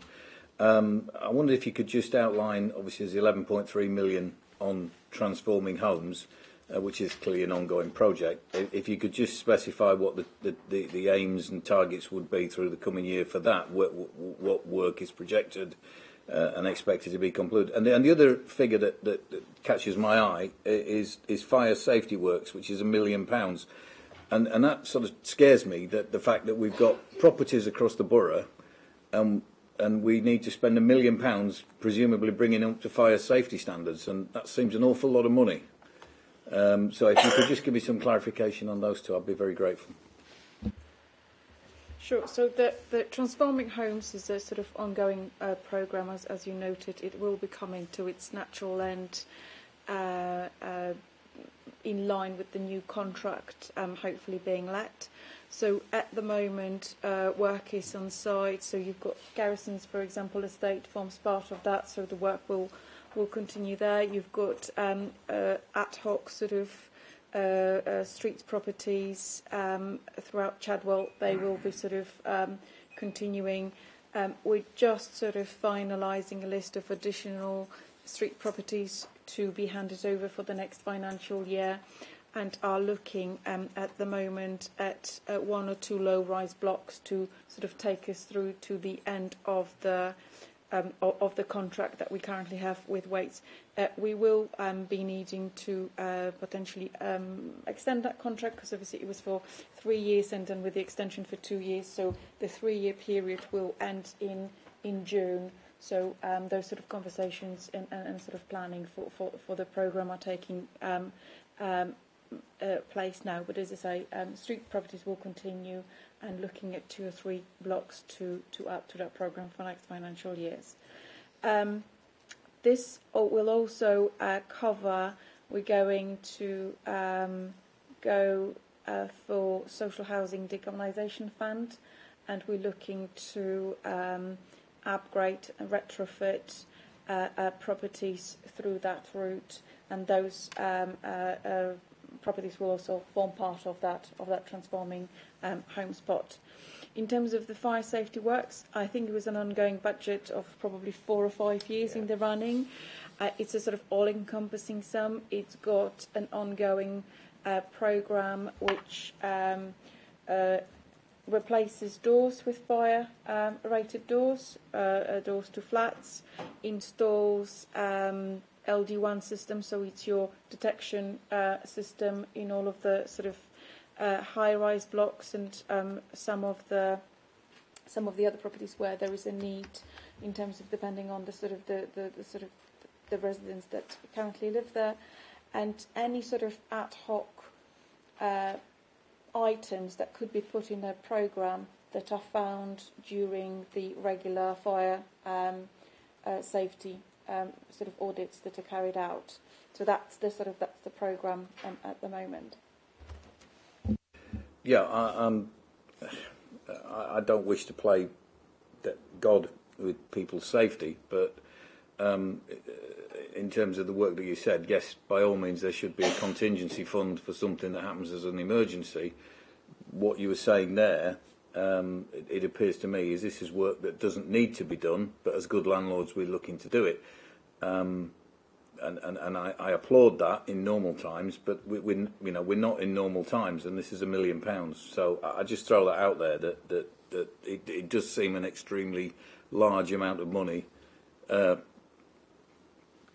there. In terms of the Transforming Homes project, that was quite interesting. That what you just said, because clearly you said it's coming to an end, and we're using Waits at the moment. And that runs out in June, I believe you said. The existing. The original term of the 3 years runs out in June, and the contract is for 5 years, so it's got 2-year extension to it. So we've got 6 months' work with Waits, or are you saying, oh, there's more work to come after that? So there is more work to come after that, yeah. So we've given the extension to Waits? No, not yet. Right. So again, it's not a given that we should be looking at, we're cutting our cloth in a lot of areas in this, to the extent of charging older people now to wear care badges around their necks, which is one of the most appalling things I've ever come across in local government. And some of this, I've got to come back to this, and it sounds as if I'm being the Grinch or Scrooge or whatever by saying we shouldn't have to do this. But it appears to me there's a lot of things in this capital programme that you could take a knife to them. And while, and I share with what Councillor Pearce said, I'm really against this 7.7 increase. And if we could shave some money off the capital programme, we could probably bring that figure down. And I'm not sure that we've done enough. We're saying, we'll charge our tenants 7.7%. Good luck to that, and that's the way it's going to be. But I'm not sure that we couldn't actually, with a little bit of, you might even call it cruelty, but nevertheless, with a little bit of prudence, we could reduce a substantial amount of these figures on here. Looking through them all, they're big numbers. Waits want to have an extra 2 years on their contract. Let them drop some of their prices then to get those extra 2 years. I mean, there's all sorts of things that can be done. And I'm not sure that we're being as proactive as we need to be. We as politicians, representatives of people, we get it in the neck. And I'm not being disparaging. Accountants look at a book of figures and come up with a set. But the two things are not always, on the same line. We have to deal with it. And we're getting people saying, oh, God, you're putting my rent up. Why are you doing it? And if I'm saying, well, actually, it's because we want to spend a bit of money on this and we want to spend some money on that and we want to do this and the other, and that's not essential, then my argument loses its validity. So I as I say, I not that there is a vote, but I would like it recorded that I do not approve of this, and I would like these figures to be reviewed, because I do think there is plenty of stuff we could cut out of this capital programme. So there is a mandatory minimum spend that the council has to contribute towards its capital programme. So when you look at 2025-26 onwards, you can see that the entirety of the capital contract becomes 13 million in future years. And if you look at further down, so the revenue contribution to capital is an amount that you have to make that by statute, and effectively what it is, it just demonstrates that you're maintaining your properties to a minimum level. So it's largely around the transforming home side. The 24-25 is kind of the last year of any ability to borrow.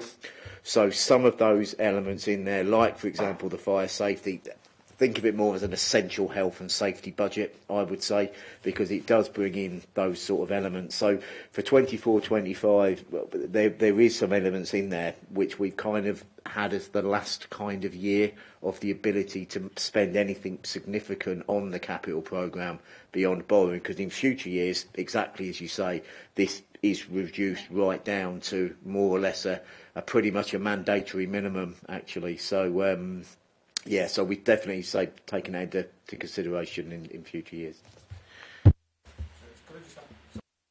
Could I just just to get that right, let's just talk weights for once and transforming homes.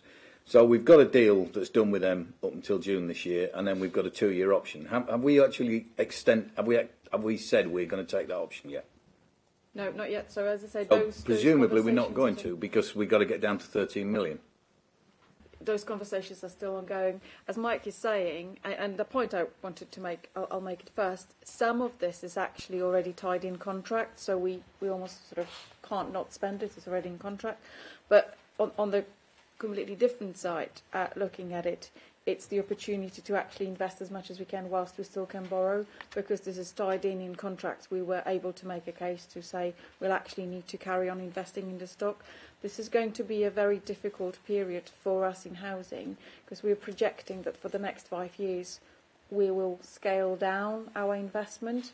As you know, the bigger contracts will come to its natural end, so the sort of non-traditional the works at Chadwell, works at Grays, over that time it will come to its natural end, and we won't be able to set up those one-off contracts.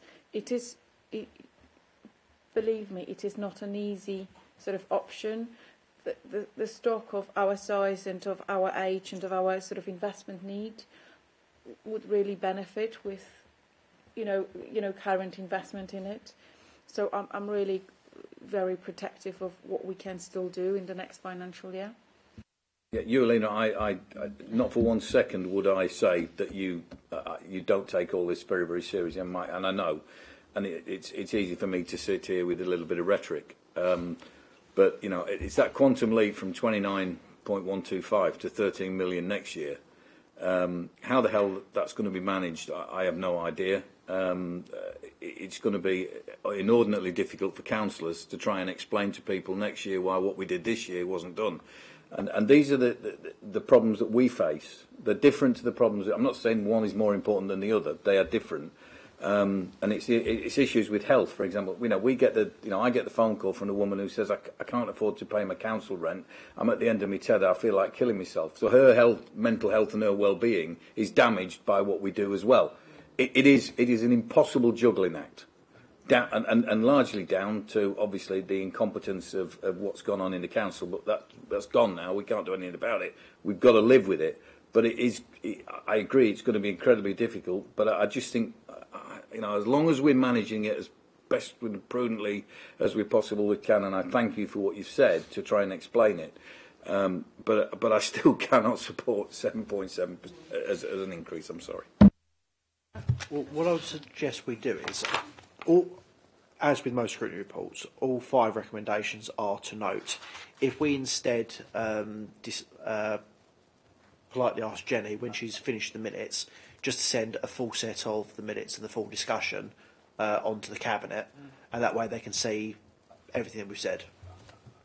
I have absolutely no problem with that at all. I'm not looking for a special record. Jenny's very astute and very I good mean, we'll send the whole. We'll just send the whole lot. And I know that my comments will be recorded and they're down as a matter of record. So no, I'm not asking. I mean, we will note what we've been asked to note with the comments that we made. That's all I'm saying. Yeah, well, I mean, it's instead of ordinarily we just send the headline, but if we just send this full set of minutes. Councillor Edsel, final comment. Yeah, I was just going to say that actually before Neil came in, these recommendations are all to note. It's not like we can actually physically do anything except go to Cabinet. There is nothing we can do. I don't really want to vote. I don't like voting on recommendations at all because I don't feel we get anywhere. You know, we're just giving our comments and we might as well not be here, to be honest. So to me, it's nothing, and I agree that the 7.7. All right, that people have had new bathrooms, new kitchens, they've had things done to their homes, but I don't think people equate it to that. Mm. You know, they don't look at it like that. They look at it, their bins are going up, whatever, and the council tax is going up and everything else is going up. They're trying to find, and as Neil's right, that you give us this information, we're the ones that are going to take the flak when it gets out there and knocking on doors, and we're the ones that are going to, you know, you're not doing your job properly because of. So I don't really. I'd like that to go in the notes as well, James. I don't really like noting things because it doesn't seem to me that we're getting anywhere. You know. Cool. What I'll do is I'll ask Jenny to circulate a copy of the minutes from the budget discussion before they go to Cabinet. Everyone can check the accuracy against the points listed next to them, and then we can ping it off. Evelina.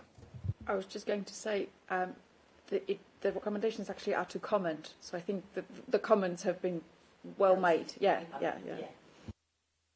Sorry, just one. So what I'll do, so I've got to turn this round pretty much tomorrow into a Cabinet report. So in the part around the ONS discussion, I'll put in the line reference to the minutes from the committee and put that as a, I'll do that, yeah. Wonderful. Thank you very much. It's not tomorrow night. No, I was just checking that. No, I've got to turn it. I've got to say, you're not going to bed, you're not. Item 8 is the housing contract, so I don't know if you're welcome to slip out if you're done with the budgetary side, Mike, or... No, I'll stay for this as well. Wonderful. Evelina, I assume? Thank you so much. So this is an update report, and that literally is mostly for noting and commenting. So a lot of you are obviously familiar with a lot of the detail on it anyway, but we will be updating yourselves at every opportunity, as well as the Cabinet at every opportunity on the progress of that. Obviously, it's a substantial and significant procurement for the council. So what has sort of happened, we have, according to the sort of timescale timetable that we set out. We issued the contract notice through the tender portal, and that happened on Friday, 15th of December, and we've essentially started the official procurement process. We also, the note kind of takes you to the actual fine tender service, which is the sort of the UK official portal as well. I think as part of the work on the procurement, some of you might be aware, but not all of you, we've got external legal advisors who are advising us on what goes into the specification, the form of the contract, the actual sort of conditions and changes that we want to be introducing. The firm is called Trias and Hamlins. They're quite specialist in this area, so we have got them on board, and they'll continue supporting us until we've actually put this contract in place. Formally, in terms of the form of the contract that we are using, which I know was one of the kind of questions that came up during the working group, this is a term alliance contract, and it is a sort of similar to the one that we've got at the moment with MEAS, so that form of contract is similar contract, but obviously it has been updated to include the plant maintenance contracts and provisions as well. Obviously it is in keeping with the partnership model we're looking to set out. In terms of that contract notice value, obviously this is a very long contract. We have assumed some inflation, obviously, year on year, and we have assumed that I'm hoping we'll be able to borrow from year 6, so that that capital spent will again, increase from that moment on. So all in all, if the entire term is taken, it is just over £1 billion of the value of the contract. That obviously also includes the amount for staff. So it's day-to-day repairs, capital works, staff cost, inflation, and the additional capital expenditure. And this is just next point 6 is really sort of a reiteration, but a more detailed one about the timescale and deadlines that we're working to in terms of procurement. As you can see, it's quite an intense period that we've got ahead of us, and the key sort of deadline is later in the month, which is the submission deadline for the tenderers, which is the 25th of January. And I think our working group is meeting shortly after to give you an update as to what we got from the market. Obviously, you know that we are looking at we're looking to take forward 6. If that's the plan, and then to then end up with the dialogue sessions with 3 selected ones only. But at the moment, that's the sort of assumptions we're working to. The existing contractual arrangements, and this is the sort of the point of, for example, the weights contract. So some are in contract and will continue. Some will need adjustments and extensions to tie in with that. Perhaps some of the contracts will overrun a little bit, and there'll be a period of few months of overlap, but we're sort of very closely monitoring it, that all of the mobilisation, demobilisation sort of in the background. We've attached the procurement risk register for your information, because again this was one of the points that was mentioned during the working group, and we said that we would share that with yourselves. Obviously, as with any risk register, we update it as things happen. Then we are obviously we carry on the work, which is the sort of the people focus work, sort of setting up new job descriptions, having conversations about TUPE, getting information from the existing contractor about their TUPE staff, because it's not only our staff that will potentially TUPE, it is their staff that will also potentially TUPE to the new contractor. And obviously, then we just sort of tell you about the sort of where we held the meetings and what we do with yourselves in terms of that working group. We have had Sue as our resident rep on the working group. We have now suspended Sue's attendance due to conflict of interest, and we're getting a new tenant rep to join us on the work going forward. That's right, yeah. Sue's working closely with Mears on other matters, and I've seen Mears are one of the bidders interested in this contract. It is a significant piece of work for us all, keeping us busy, keeping you busy, but hopefully you will find this update useful.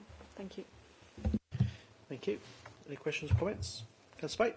Yeah, presumably you're looking at a decision by the end of September this year, and then you go into the mobilisation period, which is 5 months.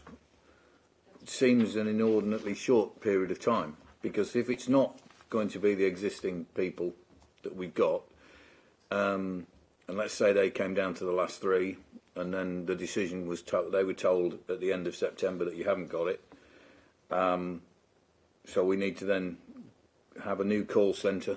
We need to employ new people. I say we, I'm talking the council as a body, to be done for February, the end of February in 2025. Now, you just talk about it may well be we extend contracts, we roll over, we do this, that and the other.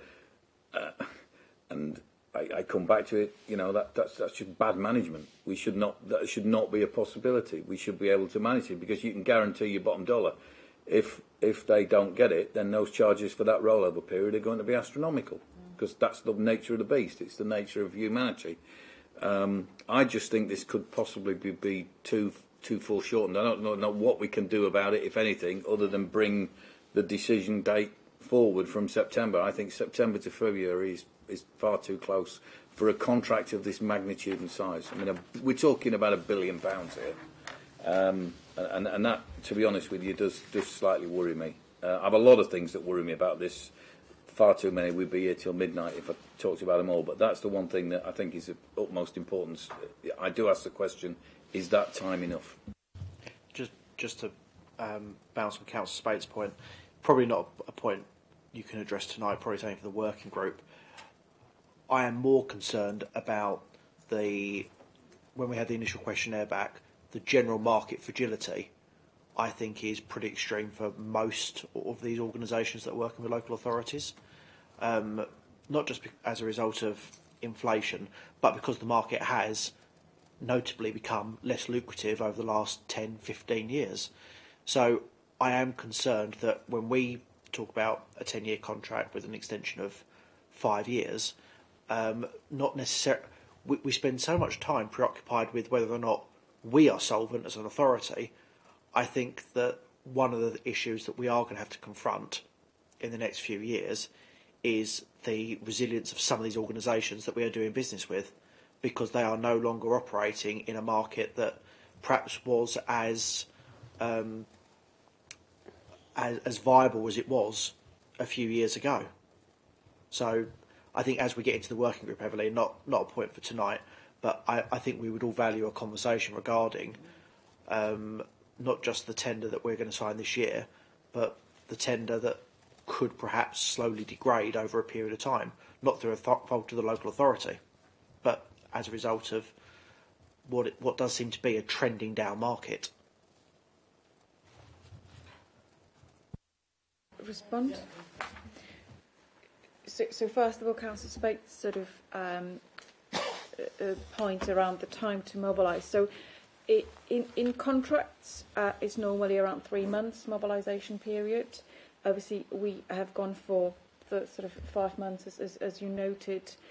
So, yeah, contract of this magnitude should really require that time, and absolutely it will be a busy time. I think in terms of my other point is that because this is a 3-stage procurement process with a competitive dialogue as the key kind of period, competitive dialogue is essentially conversation, topic per topic, with the 3 or how many, at that point, but we're hoping for 3 contractors about the actual detail and the setup. That's when you talk about people. That's when you talk about call center. That's when you talk about IT. So the kind of the preparation, the true preparation, starts at the point when you actually dialogue the issue. So if it was, we're not naming names, but let's just say there's 3 contractors that we could, rule their names to first leave, they would be at that point already preparing for that mobilisation for February. They're not going to be leaving it until September when they know that they're ready. You see, a lot of work goes into those tender submissions. So the teams that are drafting those tenders are already working a kind of contingency plan as to how this could work. And then obviously those dialogue sessions that come around May and June really then flesh out what can or can't be done and how they would actually square it. So I'm kind of a little bit less worried than you are, but I am also worried together with you on that point. But that's the thing. Sorry, go on.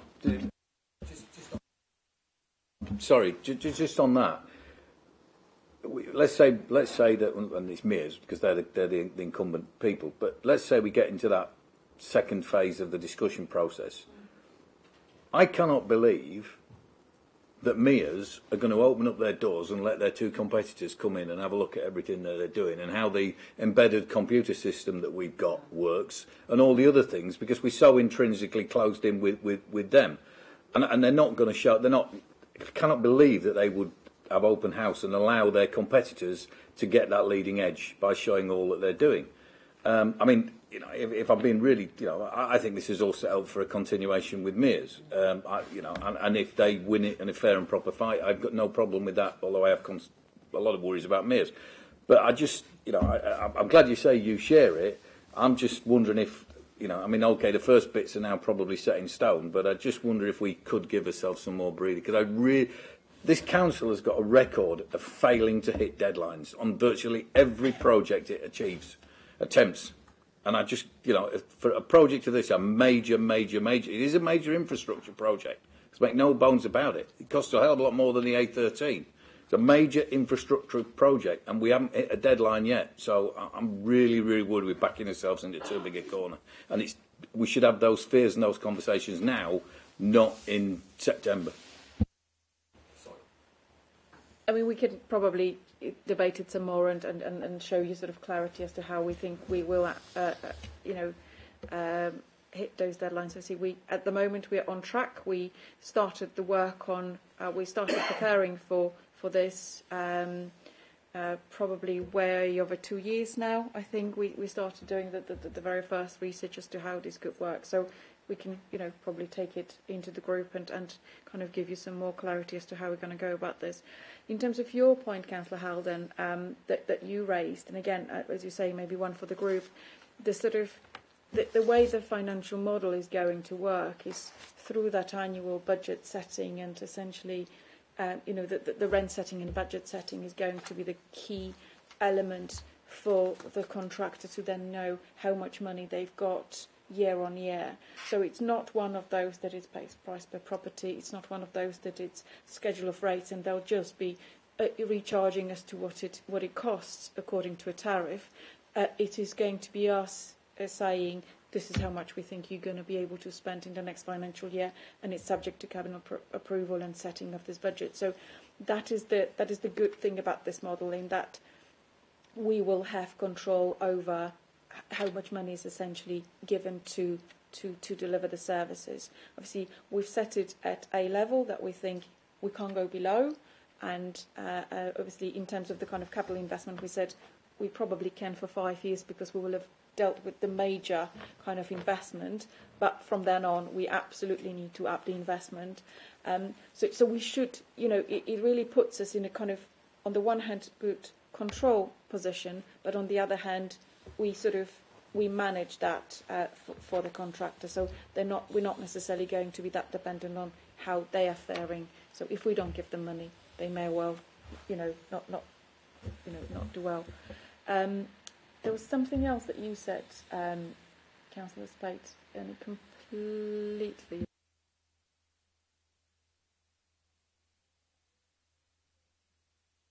Or if we go to Councillor Lydiard, then we might circle back. Yeah, I was just going to say something that sort of carries on from what Councillor Spate was saying.